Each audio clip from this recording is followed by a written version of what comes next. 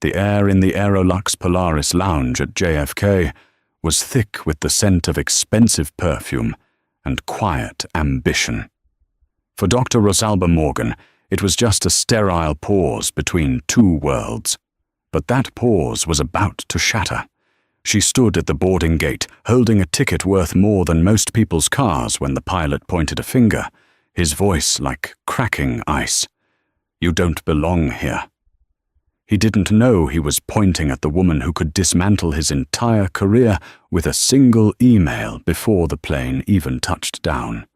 He thought he was upholding a standard. He was actually lighting a fuse. What he couldn't possibly imagine was that the fallout from that explosion would eventually circle the entire globe to come back and burn them both. The John F. Kennedy International Airport Terminal 4 was a cathedral of transient souls, but within its hallowed halls, the Aerolux Polaris lounge was the inner sanctum, a haven of hushed tones and complimentary champagne. Dr. Rosalba Morgan sat not in the main seating area, but in a private alcove, her back to the controlled chaos. She wasn't sipping champagne. A bottle of still water sat beside her laptop, upon which complex fluid dynamics simulations danced in vibrant blues and reds. She was dressed for a 17-hour journey to a tech symposium in Geneva, tailored graphite-colored joggers made from a technical fabric, a simple black cashmere hoodie, and a pair of pristine, limited-edition sneakers that were a cult favorite among Silicon Valley innovators. The outfit was a quiet statement of wealth, a language understood by those in her world, and utterly invisible to those outside it. It screamed, comfort not couture, because when you are the one signing the checks, you no longer need to dress for the job you want. Rosalba had the job others dreamt of. At 34, she was the founder and CEO of Ethereum Dynamics, a company that had gone from a garage startup to a titan in autonomous drone technology, recently securing a multi-billion-dollar logistics contract with the Department of Defense. A soft chime from her phone announced that Flight 1 to 12 to Geneva was now boarding. Zone 1. That was her. She packed her laptop into her sleek, minimalist backpack, slung it over her shoulder, and walked towards the exclusive boarding gate connected directly to the lounge. The gate agent, a woman named Carol with a severe blonde bob and a smile that didn't reach her eyes, scanned the first few passports with practiced efficiency. When Rosalba stepped forward, Carol's eyes did a quick, dismissive sweep of her attire. She took the offered passport and boarding pass, her fingers tapping on the counter. Zone 1. I see Carol said, her tone implying a clerical error. Are you traveling with a family member in a premium cabin? Rosalba's brows furrowed slightly. No, I'm not. The ticket is mine. I'll just need to verify that Carol said her fingers typing on her keyboard with unnecessary force. The implication was clear. Rosalba waited, a patient stillness descending over her. This was not a new experience. It was just a tiresome one. The quiet hum of the lounge seemed to amplify the awkward silence. The man behind her in a crisp Brioni suit shifted his weight impatiently. There seems to be some confusion with your seat assignment, Carol finally said, looking up. The lie was plain.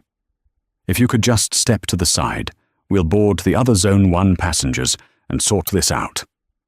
There is no confusion, Rosalba stated, her voice calm and, even yet, carrying an undeniable weight. My name is Dr. Rosalba Morgan.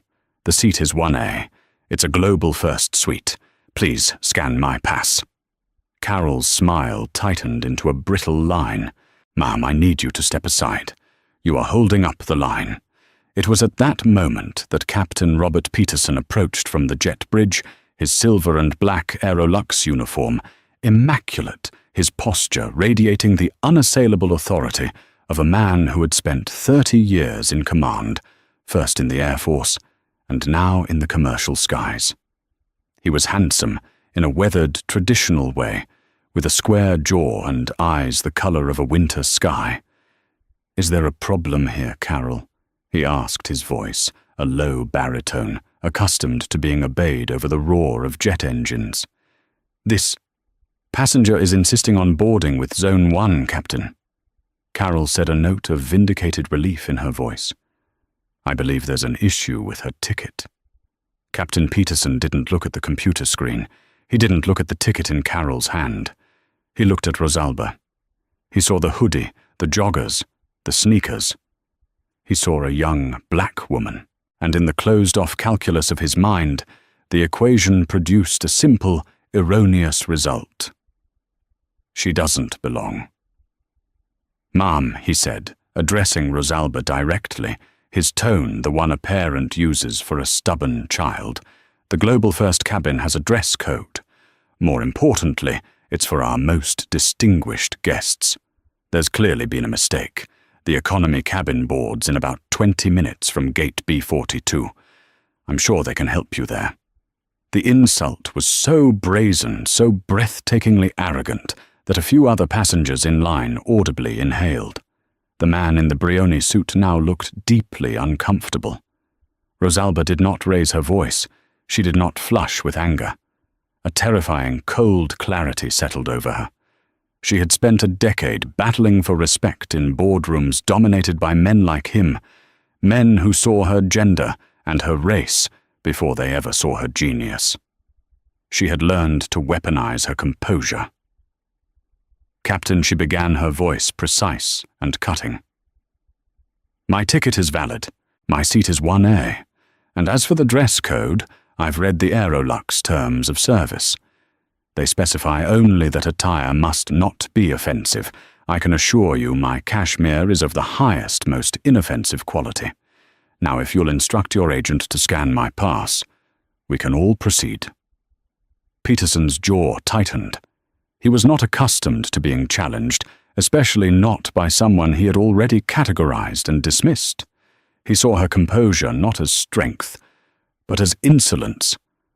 "I am the captain of this aircraft," he declared, his voice rising, slightly drawing more attention. "My authority extends from the cockpit to this boarding gate. I am responsible for the safety and comfort of all my passengers. Your presence here is causing a disruption." "The only disruption," Rosalba countered, her eyes locking onto his, "is your refusal to do your job." A flicker of something dark crossed Peterson's face. It was the fury of a man whose worldview had been questioned. He took a step closer, using his physical presence to intimidate. "Listen to me very carefully," he said, his voice dropping to a low, menacing growl. "This is the inaugural flight of our new Geneva First Class service. It is a flagship route with very important people on board. I will not have it spoiled by someone trying to sneak their way into a cabin they didn't pay for. Now I am giving you one final chance. Step out of this line, or I will have Port Authority security remove you from the terminal." The threat hung in the air, thick and ugly. The lounge had gone completely silent. Everyone was watching. Rosalba looked at the captain, at his rigid posture and his self-righteous glare. She looked at the smirking gate agent. She saw the faces of the other passengers, a mixture of pity, embarrassment, and a few glimmers of silent support. She held his gaze for a long moment, a silent battle of wills playing out in the sterile airport terminal. Then she gave a single, almost imperceptible nod. She didn't break eye contact. "As you wish, Captain," she said, her voice chillingly devoid of emotion. She took a deliberate step back from the podium. "You've made your decision." She turned not towards the exit, but towards the windows overlooking the tarmac, where the magnificent Airbus A350, painted in the Aerolux livery, was waiting. She pulled out her phone. The crew, led by a smug Captain Peterson, began to board, filing past her down the jet bridge. He didn't give her a second glance. He had won. He had restored order. He had no idea that he hadn't just insulted a passenger. He had declared war on an empire, and Rosalba Morgan was its queen. The 30 minutes Rosalba waited were a study in controlled fury. She didn't make a scene. She didn't demand to see a manager. She simply stood by the window, her phone held to her ear, speaking in low, measured tones. The man in the Brioni suit, whose name was Mr. Albright, a senior partner at a major law firm, had eventually been boarded, but not before giving Rosalba a look of profound apology, a silent acknowledgement of the injustice he'd witnessed. Finally, a harried-looking Aerolux executive, a man named Jeffrey, whose tie was already loosened, rushed into the lounge. "Dr. Morgan, I am so sorry. There has been a catastrophic misunderstanding." Rosalba ended her call and turned to face him, her expression unreadable. "Has there, Jeffrey?" It felt quite deliberate to me. "The captain, he's ex-military. Very by the book." He made an assumption. Jeffrey stammered, sweating under the lounge's cool air conditioning. "Please allow me to personally escort you onto the aircraft. We will take care of everything." Rosalba gave a small, humorless smile. "Oh, I have no doubt you will. But let's be clear. I am not boarding this plane because you've apologized. I am boarding because I have a symposium to attend. The issue of what happened here is far from resolved." Her words hung in the air as Jeffrey led her down the now empty jet bridge. When she stepped into the aircraft, the atmosphere in the Global First cabin was thick with tension. The flight attendants, a senior purser named Heather, and a younger man named Ben stopped their service and watched her approach. Heather's face was a mask of professional indifference, but her eyes held the same dismissive glint as the gate agent. Ben, however, looked away, his cheeks flushed with what looked like shame. Rosalba ignored them both, placing her backpack in the overhead bin of her suite 1A. It was more of a small room than a seat with a reclining armchair, a separate bed, and sliding doors for privacy. As she settled in, Captain Peterson's voice came over the intercom, smooth and confident. "Ladies and gentlemen, this is Captain Peterson speaking. Welcome aboard the inaugural Aerolux Global First service to Geneva. Flight time will be 7 hours and 20 minutes. The weather is clear, so we should have a smooth ride. Cabin crew, please prepare for departure." The hypocrisy was galling. He spoke of a smooth ride after creating such turbulence on the ground. Once they were airborne and the seatbelt sign was off, the service began. Heather approached Rosalba's suite, her smile painfully artificial. "Dr. Morgan, can I get you a pre-dinner drink? Some champagne, perhaps? We have the 2008 Dom Perignon." "Just still water, thank you," Rosalba replied, not looking up from her laptop, which was already connected to the plane's high-speed Wi-Fi. The message was clear. She was a passenger, nothing more. She would not accept their fawning apologies or their luxury offerings as a form of appeasement. Throughout the 7-hour flight, she was a ghost in the cabin.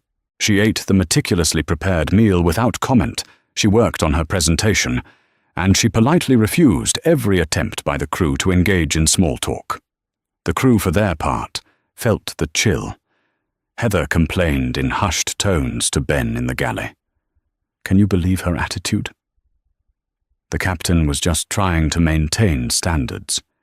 Now she's acting like a queen. Some people are just looking for a reason to be offended. Ben said nothing, his discomfort growing. He had seen the whole thing at the gate. He knew what it was. It wasn't about a dress code. It was uglier than that. He had wanted to say something to intervene, but the formidable presence of Captain Peterson had silenced him. Now his complicity felt like a stone in his stomach. Meanwhile, in the cockpit, First Officer David Chen, a bright young pilot on his first transatlantic rotation, ventured a question. That was pretty intense back there at the gate, Rob. Are you sure that was the right call? Captain Robert "Rob" Peterson sighed his eyes on the endless blanket of stars ahead. "Dave, you're new. You'll learn. This isn't just about flying a plane. It's about maintaining an image. We're selling exclusivity. Our clientele pays a fortune for it. We can't have the front cabin looking like a free-for-all. I made a judgment call to protect the brand." "But what if she files a complaint?" David pressed. "Corporate will be all over us." Peterson scoffed. "Corporate will back me. My record is spotless. 30 years, not a single mark against me. They know I protect the company's interests. Trust me, by the time we land, this will be forgotten. A little turbulence, that's all." He was catastrophically wrong. In Suite 1A, Rosalba wasn't nursing a grudge. She was executing a strategy. Her fingers flew across her keyboard, not with rage, but with the cold, dispassionate precision of a surgeon. She was composing a series of emails that were the digital equivalent of tactical missile strikes. The first was to her legal team, detailing the incident with timestamps, names, and a list of potential witnesses, including Mr. Albright in seat 2B. The subject line was "Urgent Incident of Discrimination on Aerolux Flight 112. The second was to Gregory Shaw, the CEO of Aerolux Global. The tone of this email was entirely different. It was not the letter of an aggrieved customer. It was the communication of a powerful business partner. Subject: Raytheon Aerolux, Strategic Partnership, Immediate Review. Gregory, I am writing to you from Flight 112, the inaugural flight you and I discussed as the cornerstone of our new executive travel partnership. I was unfortunately subjected to a deeply unpleasant and discriminatory incident by your captain, Robert Peterson, and his gate staff at JFK. He publicly humiliated me and attempted to deny me boarding based on what I can only assume were racial and class-based prejudices. He threatened me with security and only relented after corporate intervention.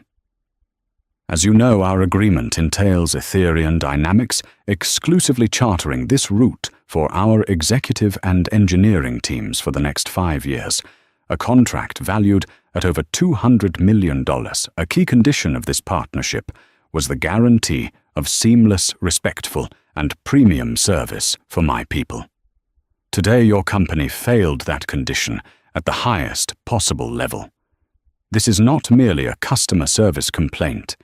It is a fundamental breach of trust and a sign of a toxic culture within your flight crews that is unacceptable to me and to the values of Etherian Dynamics.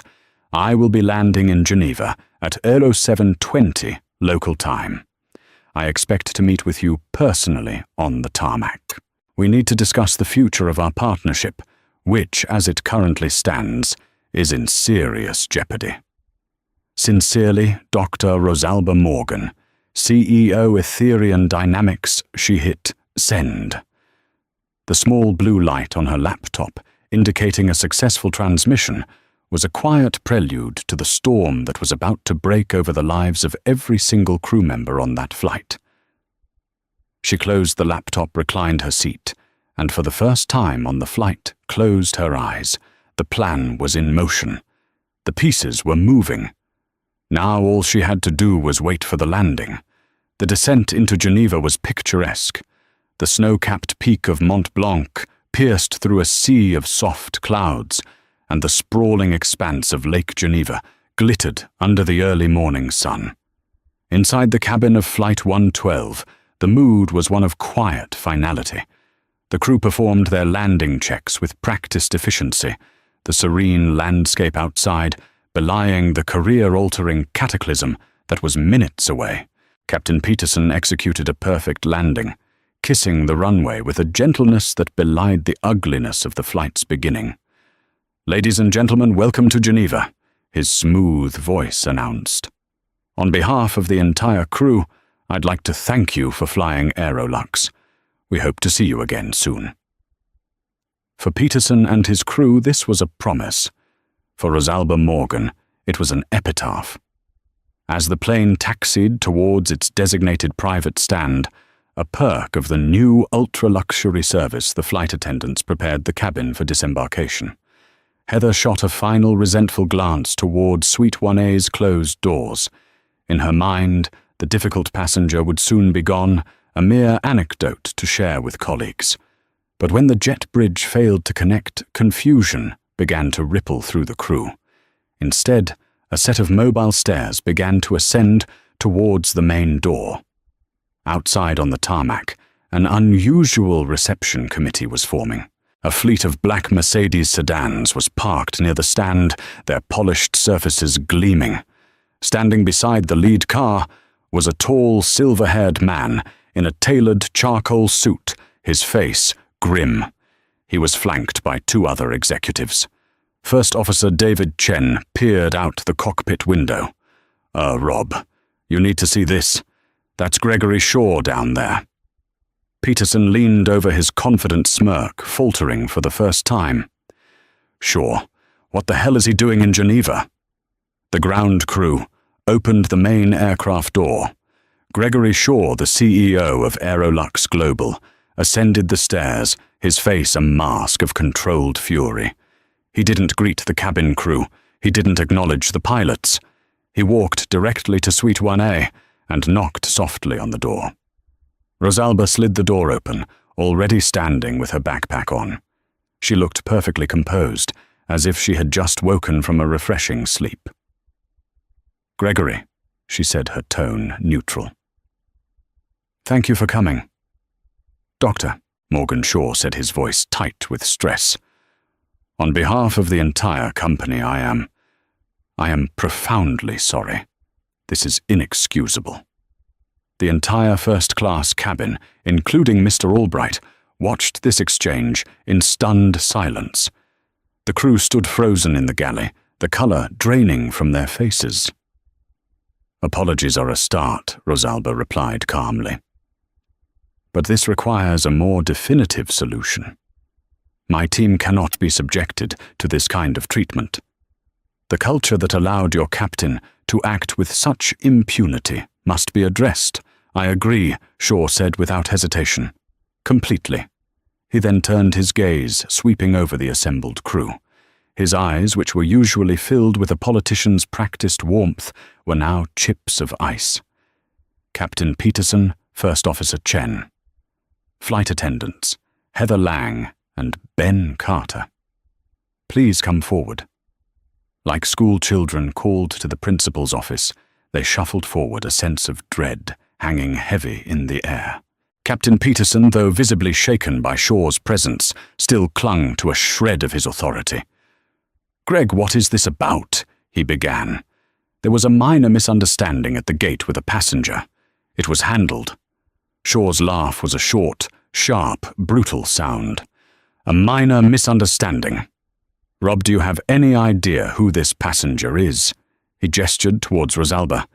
"This is Dr. Rosalba Morgan, the CEO of Etherian Dynamics. The partnership I briefed you all on for weeks. The $200 million contract that this entire flagship route was built around. She is the partnership, and you, in your infinite wisdom, threatened to have her arrested." The blood drained from Peterson's face. He looked at Rosalba, truly looked at her for the first time, not as a stereotype, but as the architect of his fate. He saw the cold, unyielding intelligence in her eyes, and finally understood the magnitude of his error. Heather looked as if she was about to faint. Ben stared at the floor, unable to meet anyone's eyes. "Gregory, that..." Peterson stammered, his voice losing all its command. "I was protecting the company's image. I made a judgment call." "You made a catastrophic call," Shaw snapped, his voice echoing in the silent cabin. "You alienated our single most important client on an inaugural flight. You exposed this company to a lawsuit that would cripple us.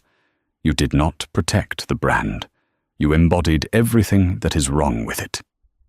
He took a deep breath, the finality of his next words chilling everyone present. "As of this moment, your employment with Aerolux Global is terminated. All of you." The words hit like a physical blow. All of us, Ben, the young flight attendant, whispered, his voice cracking. But I didn't do anything. You did nothing, Shaw corrected, his voice merciless. You stood by and allowed it to happen. In the culture I am building, silence is complicity. Heather, your active support for the captain's actions has been noted. First Officer Chen, your failure to de-escalate or report is unacceptable. And Captain Peterson, your conduct was the catalyst for this entire disaster. Peterson, a man of immense pride, broke. 30 years he roared, his face turning a blotchy red. I have given 30 years of my life to this airline. I have a perfect record. You can't do this. I can, and I have, Shaw said coldly. Your service records will be sealed under a non-disclosure agreement, the terms of which my legal team will present to you. You will be escorted from the airport. Your belongings will be shipped to you. Do not contact the company again. Rosalba watched the scene unfold, her expression unchanged.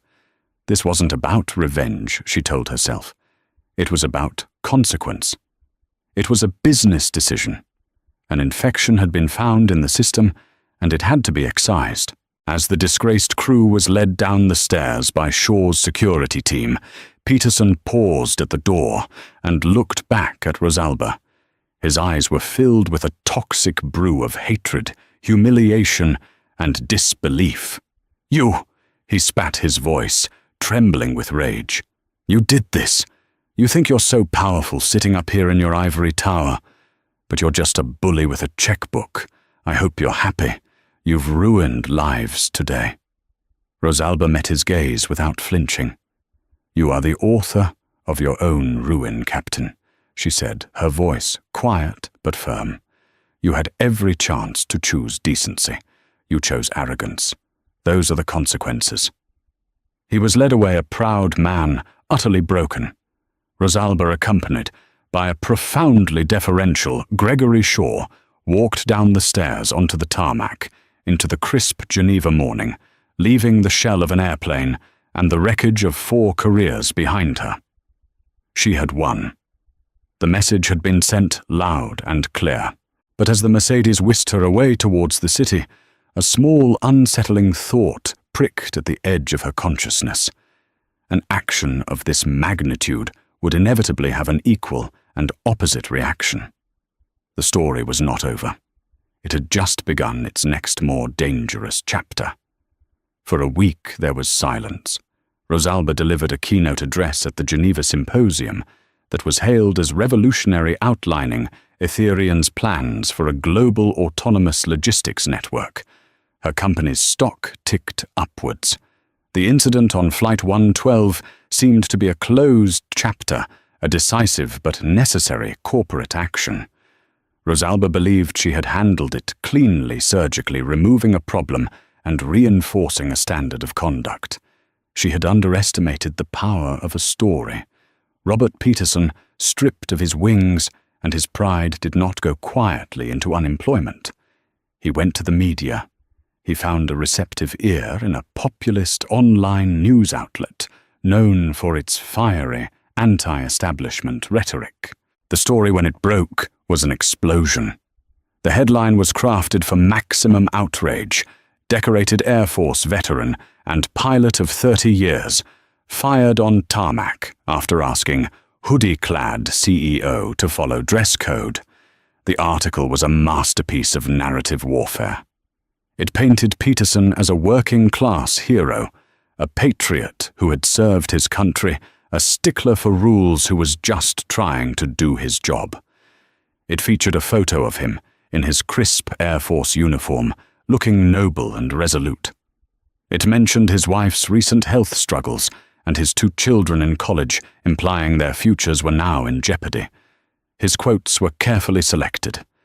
I was just trying to maintain a standard of decorum, he claimed.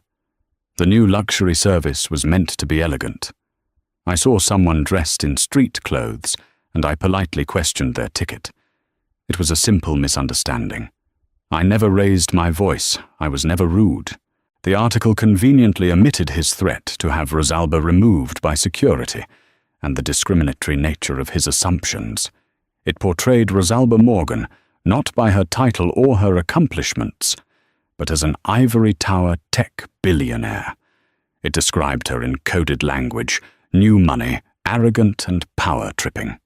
Her decision to have the entire crew fired was framed not as a response to systemic failure, but as the vindictive act of a spoiled tycoon who didn't get her way. The story went viral. The comment section was a cesspool of vitriol aimed at Rosalba. She was called every name imaginable. Memes were created, placing her face on images of Marie Antoinette. The hashtag #CancelAerolux started trending, but it was quickly overshadowed by the much larger and more aggressive Justice for Captain Pete. The public fed a story of a salt-of-the-earth veteran crushed by an untouchable coastal elite chose their side with ferocious loyalty. The flight attendants Heather and Ben released a joint statement corroborating Peterson's version of events, painting themselves as collateral damage in Rosalba's fit of pique. Even David Chen, the co-pilot, remained silent, his fear of public backlash overriding any guilt he felt. The narrative was set David versus Goliath. Only in this version, the giant was a black woman CEO, and the heroic David was a white, middle-aged pilot. The backlash hit Ethereum dynamics like a shockwave. Protesters organized through social media gathered outside their Silicon Valley headquarters, holding signs that read, "Ethereum hates veterans," and Rosalba Morgan, CEO of Cruelty. Ethereum's board of directors, a collection of venture capitalists and tech industry veterans, grew nervous.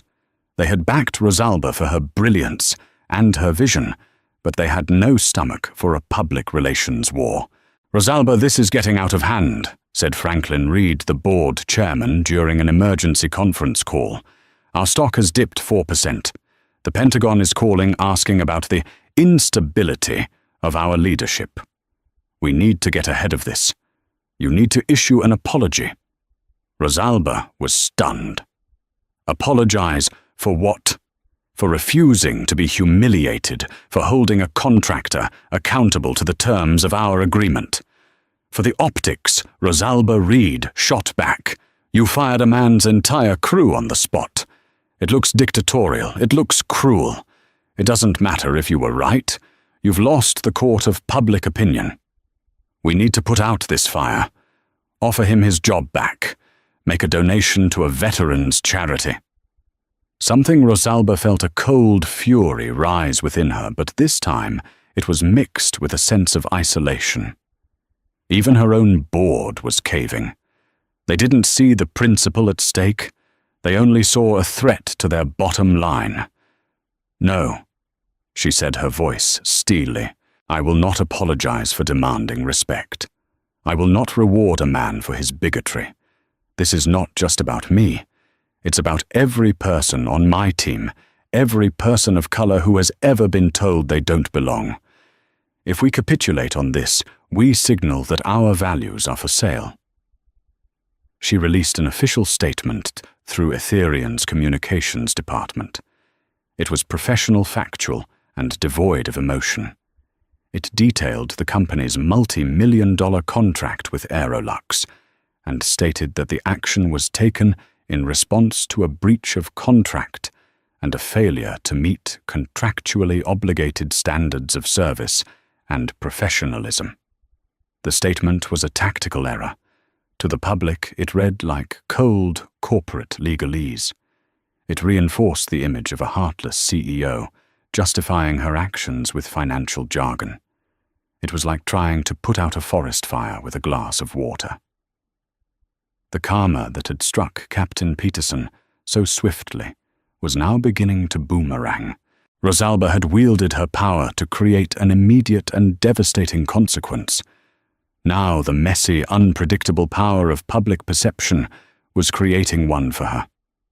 She had won the battle on the tarmac, but she was now fighting a war on 1,000 fronts, and for the first time in a long time, she was beginning to lose. The world, it seemed, preferred a simple, comforting lie to a complex, uncomfortable truth, and Robert Peterson, the disgraced pilot, was just beginning to realize the true power of the weapon he now wielded. Robert Peterson was no longer a captain. He was a cause. Donations poured into a GoFundMe page set up for his legal defense and family support. He was a frequent guest on talk shows, a folk hero for the aggrieved. But behind the scenes, the victory felt hollow. He had his narrative, but he didn't have his life. He didn't have his wings.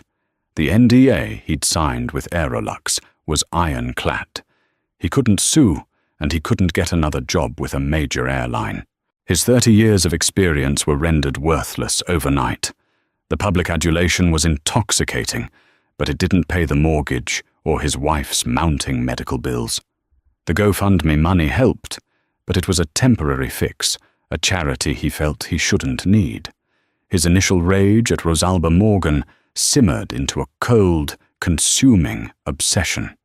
He spent his days not looking for work, but scrolling through every article, every social media post, every scrap of information he could find about her and Etherian dynamics. He told himself it was about understanding his enemy, but in reality, it was the only thing that gave his new, grounded life a sense of purpose. He was no longer Captain Peterson, master of the skies. He was Robert Peterson, the man who was wronged by Rosalba Morgan. His identity was now inextricably linked to hers. One night, deep in a rabbit hole of Etherian's public filings and press releases, he found something that piqued his pilot's curiosity. It was a technical brief about Etherian's flagship product, the Helios drone guidance system. This was the technology that had won them the massive DoD contract, a revolutionary AI that allowed swarms of drones to operate autonomously in complex, high-altitude environments for logistics and surveillance. The brief was dense, full of algorithms and engineering jargon that mostly went over his head. But he wasn't an engineer. He was a pilot. For 3 decades he had lived and breathed the physics of the sky. He understood weather air density, barometric pressure, and the treacherous invisible currents of the jet stream better than he understood his own children. He focused on a section describing Helios's environmental sensors. The system used a suite of sophisticated instruments to collect real-time atmospheric data temperature, humidity, wind speed, and barometric pressure, which the AI then used to adjust flight paths and power consumption. It was brilliant. It was also, he suspected, flawed. Pilots have a sixth sense for atmospheric phenomena. They know that the sky isn't a uniform space. They know about things like clear air turbulence microbursts, and most importantly, rapid localized pressure drops that can occur near storm fronts or over certain mountainous terrains. These events were rare and often undetectable by standard ground-based weather forecasts. Peterson started cross-referencing the Helios technical specifications with FAA incident reports and meteorological studies he had access to from his pilot union days. He spent weeks hunched over his computer, the glow of the screen illuminating his increasingly haggard face. His wife would beg him to come to bed to move on, but he couldn't. He was hunting.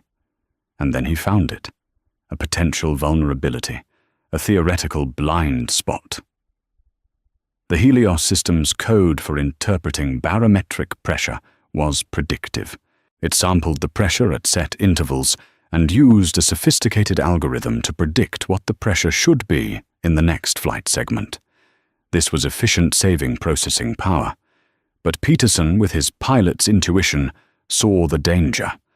What if a drone swarm flew into an unforecasted severe barometric pressure, drop an event known as a pressure bomb?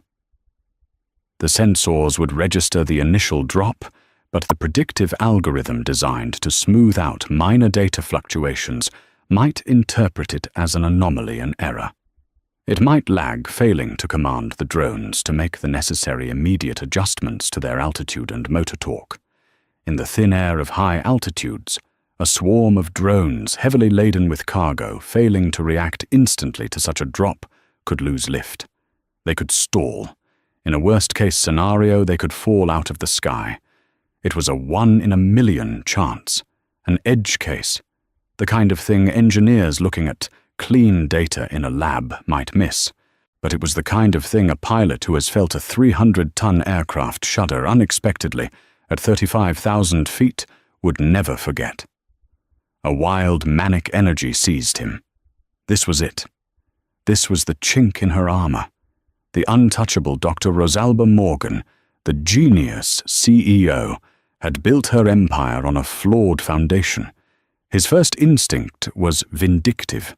He would leak it. He would go to the press and expose Etherian Dynamics as a fraud, its technology as a dangerous failure. He would watch her empire burn, just as she had watched his career go up in flames on that tarmac. He drafted a scathing email to the same journalist who had made him a folk hero. His finger hovered over the send button. But then something stopped him. It was a faint, nagging echo of the man he used to be. Captain Robert Peterson, the man responsible for the safety of his passengers and crew. The man who, for all his flaws, took the integrity of aviation deadly seriously. This wasn't just about embarrassing a CEO. The DoD was planning to use these drones. They would be flying in American airspace over American towns. If he was right, this was a genuine public safety issue, a matter of life and death. A bitter conflict raged within him. His desire for revenge fought against a lifetime of ingrained duty. For the first time since the incident, he wasn't thinking about Rosalba Morgan as the woman who destroyed him, but about the potential consequences of her flawed creation. He deleted the email to the journalist. He opened a new blank message. He addressed it to the anonymous Safety and Compliance inbox, listed on the Etherian Dynamics corporate website. Subject: urgent safety concern regarding Helios guidance system. To whom it may concern, I am a former airline pilot with over 20,000 hours of flight time. I have conducted an independent analysis of the publicly available technical data for your Helios guidance system. I have identified a potentially catastrophic vulnerability related to the system's response to sudden, severe barometric pressure drops at high altitudes. He wrote for an hour, detailing his theory, with the precision and clarity of a pilot filing a flight report. He attached meteorological charts and links to academic studies. He didn't use his name. He signed it simply a concerned aviator. He hit send. He had no idea if anyone would read it or if they would dismiss it as the ramblings of a crank. But he had done his duty. Now the ball was in her court. The fate of her company and his own quest for redemption now rested on whether the people inside the empire she built were capable of listening to a warning from the outside. The email from a concerned aviator landed in the inbox of Etherian's Safety Compliance Office, a digital department managed by a junior engineer named Kenji Tanaka. Kenji's job was to filter the constant stream of messages from conspiracy theorists, disgruntled former employees, and amateur inventors who thought they had designed a perpetual motion machine. He read Peterson's email. It was more articulate and detailed than most, but the conclusion seemed far-fetched. A catastrophic failure. Based on a 1-in-a-million weather event, the Helios system had been through thousands of hours of simulations and hundreds of real-world test flights. It was robust, tested, perfected. The system's chief architect, Dr. Miles Corbin, was a legend in the field, a man whose ego was matched only by his intellect. Kenji flagged the email and forwarded it to Dr. Corbin's team with a low-priority tag. The subject line, he added, was telling FOW external query rebarometric algorithm unverified source. It was immediately buried under a pile of more urgent development tasks. A week later, Dr. Corbin finally saw it. He skimmed the email with dismissive contempt. A former airline pilot, he scoffed to his team. What's next? A bus driver telling us how to write code. He doesn't understand the multi-layered fail-safes we have built in. The predictive smoothing is a feature, not a bug. It prevents the system from overreacting to sensor noise. He instructed Kenji to send a boilerplate response. Thank you for your inquiry. Etherian Dynamics employs rigorous testing protocols to ensure the safety and reliability of all our systems. We are confident in the performance of the Helios platform. The warning was dismissed. The system, convinced of its own perfection, had ignored the echo from the outside world. Meanwhile, Rosalba Morgan was dealing with the lingering fallout of the PR crisis. The board was still breathing down her neck, and a crucial upcoming demonstration for the Pentagon's top brass was looming. This was the final hurdle before the full-scale rollout of their drone logistics network. The project was codenamed Sky Hall. Everything depended on its success. The demonstration was to take place in the challenging environment of the Rocky Mountains in Colorado, a perfect real-world test of the Helios system's ability to navigate complex terrain and unpredictable weather. A swarm of 10 Helios drones carrying simulated payloads would fly a 200-mile autonomous route through the high-altitude passes. Rosalba flew to the command center in Colorado, a state-of-the-art facility buzzing with engineers and military observers. She was confident. She had absolute faith in her technology and in her people. The public relations storm was a distraction. This, the pure performance of her creation, was the reality. This would silence the doubters. The day of the test arrived. The weather was clear but volatile, with a powerful storm system forecast to move in later in the day. A perfect test, Dr. Corbin assured her.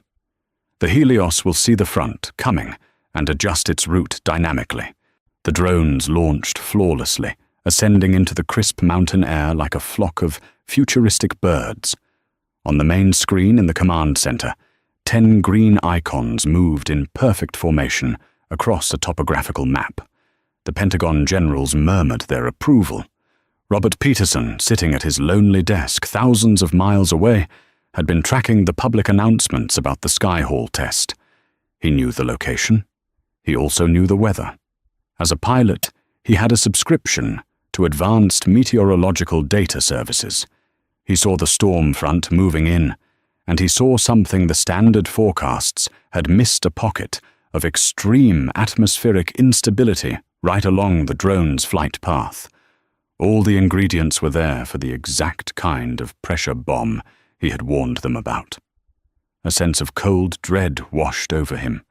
He started frantically calling Etherian's corporate headquarters, trying to get past the automated phone trees to warn someone, anyone. He was met with recordings and dismissive receptionists. He was a nobody, an anonymous crank. In the Colorado Command Center, the first 2 hours of the test were textbook perfect. Rosalba allowed herself a small, satisfied smile.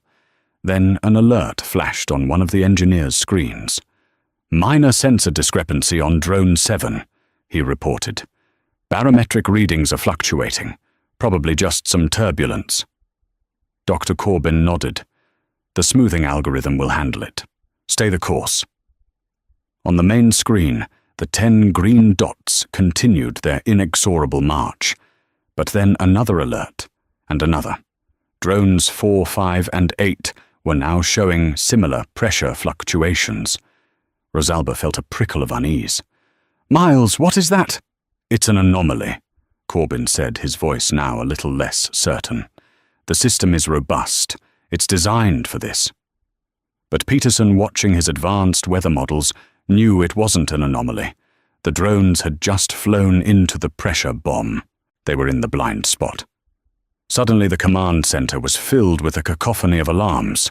On the screen, the green icon for Drone 7 turned yellow, then red. A message flashed beneath it, stall warning, critical lift failure. Then drone 4 went red. Then 5, then 8. Within the space of 10 seconds, 4 of the 10 drones were reporting catastrophic stalls. The engineers frantically typed commands, trying to override the system, but it was too late. The AI, still trusting its flawed predictive data over the terrifying reality its sensors were screaming at, it was not responding correctly. "Pull them up, override now," Rosalba commanded, her voice sharp. "We're trying, the system is lagging." An engineer yelled back, sweat beading on his forehead. The Pentagon generals were now on their feet, their faces grim. On the screen, the 4 red icons stopped moving forward and began to descend, their altitude numbers plummeting. They had lost the fight with gravity. They were falling out of the sky. A final, terrible message appeared for each of the 4 drones. Signal lost. Terminal event. Silence fell over the command center, broken only by the hum of servers and the frantic, useless clicking of keyboards. $400 million worth of technology, 4 simulated payloads, had just crashed into the side of a mountain because no one had listened to the warning from a disgraced, grounded pilot. Rosalba stared at the screen, at the 6 remaining green dots being hastily rerouted, and the 4 empty spaces where her perfect machines used to be. The blood drained from her face. It wasn't just the financial loss or the humiliation in front of the DoD. It was the sickening realization that her creation, her empire, was built on a foundation with a fatal flaw. And in that moment of devastating failure, a single chilling thought echoed in her mind. The concerned aviator. She remembered seeing the compliance report summary, the one her top engineer had dismissed as noise. The karma had come full circle. She had fired a man for his flawed judgment, believing her own to be infallible. Now his judgment, ignored and discarded, had returned to shatter her world. He wasn't just a pilot anymore. He was a prophet whose warning she had failed to heed, and the consequences of her pride were now scattered in a million pieces across a cold, unforgiving mountainside. The fallout from the Skyhall disaster was immediate and brutal. The DoD suspended the contract, and Ethereum's stock cratered, erasing billions in value overnight. The media, which had once painted Rosalba as cruel, now portrayed her as a failure, another tech titan whose hubris led to a spectacular crash. Ignoring the board's panicked calls, Rosalba locked herself in her office. She ordered a full data audit of the crash, seeking the root cause. Within hours, she found it, the email from a concerned aviator. She read the pilot's meticulous warning, saw the low priority flag, and the arrogant boilerplate dismissal from her own team. The rage she felt was not directed at the pilot, but at herself. She had built a culture so supremely confident that it had become deaf to essential criticism. She had fired a crew for their complicit silence, yet her own organization was guilty of the same sin on a far more catastrophic scale. There was no doubt in her mind who the aviator was. Her first action was swift and merciless. Dr. Miles Corbin and his entire senior team were fired. Her second act was far more difficult. She picked up the phone and told her legal team to find Robert Peterson. 2 days later, she sat opposite him in a drab conference room at a budget hotel. He was no longer the proud captain, but a man worn down by unemployment and obsession. Seeing her, however, his eyes regained a spark of defiance. "Dr. Morgan," he said, his voice raspy, "to what do I owe the pleasure?" Come to finish the job, Rosalba met his gaze, her own expression stripped of all arrogance. "I'm not here to apologize for firing you, Mr. Peterson. Your actions at that gate were unacceptable, and I don't walk that back." Peterson's jaw tightened. "Then why are you here?" "I'm here," she said, pushing a folder across the table, because you were right. He opened it to see his own email staring back at him. The Skyhall test failed exactly as your theory predicted. Rosalba continued, her voice steady. My team was arrogant. They dismissed you. And because I built the culture that allowed that arrogance, I dismissed you. That failure is mine. Peterson stared at the papers, then at her. The triumphant moment he had imagined felt hollow, replaced by the grim reality of a shared disaster. Those drones crashed, he stated flatly. 4 of them, she confirmed. My company is on the brink. I didn't come here seeking absolution. I came for your expertise. The flaw you identified, I need help to fix it. My engineers understand code, but they don't understand the sky. Not like you do. She leaned forward, her eyes locking onto his. I'm offering you a job, a consulting contract. Senior Aviation Safety Advisor for the Helios program, reporting directly to me. Your first task is to lead the redesign of the atmospheric sensor logic. He was speechless. The offer was a lifeline, but it was from the very person who had thrown him overboard. It was a chance at redemption, wrapped in the ultimate humiliation. Why, he finally asked, why would you trust me? Because while my entire crew was celebrating the speed of the ship, you were the only one who saw the iceberg, Rosalba replied. I don't trust you personally, Mr. Peterson, but I respect your skill as an aviator. And right now my company needs that skill more than I need my pride. The hard karma had come for them both. Her power had destroyed his career. His obsession had nearly destroyed her company. They had been brought low by their own certainty. What remained was a problem that only they, together, could solve. He looked at her, seeing not just the CEO who had ruined him, but a leader admitting a fatal error. He thought of his bills, his grounded life, and the sky that was his true passion. This wasn't forgiveness. It was a reckoning. Slowly, Robert Peterson slid the folder back to his side of the table and gave a single sharp nod. All right, Dr. Morgan, he said. Let's get to work. In the end, this wasn't a story about a simple victory or a satisfying revenge. It became a harsh lesson in the intricate web of power perception and consequence.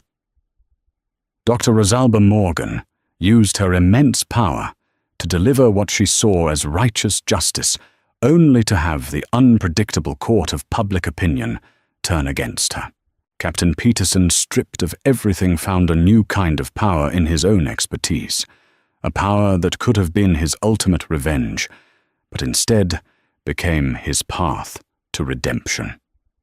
Their story is a stark reminder that our greatest strengths, Rosalba's unyielding will, Peterson's rigid adherence to his worldview, can also be the source of our greatest blind spots.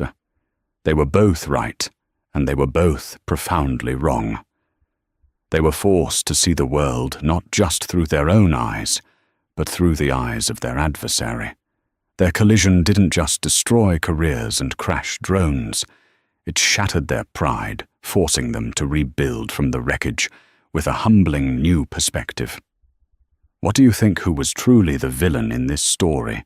Was Rosalba's response justified, or was it a reckless abuse of power? Let me know your thoughts in the comments below. And if you found this story compelling, please hit that like button, share it with a friend, and subscribe for more tales of drama and unexpected karma. Your support helps us create more content just like this. Thank you for listening.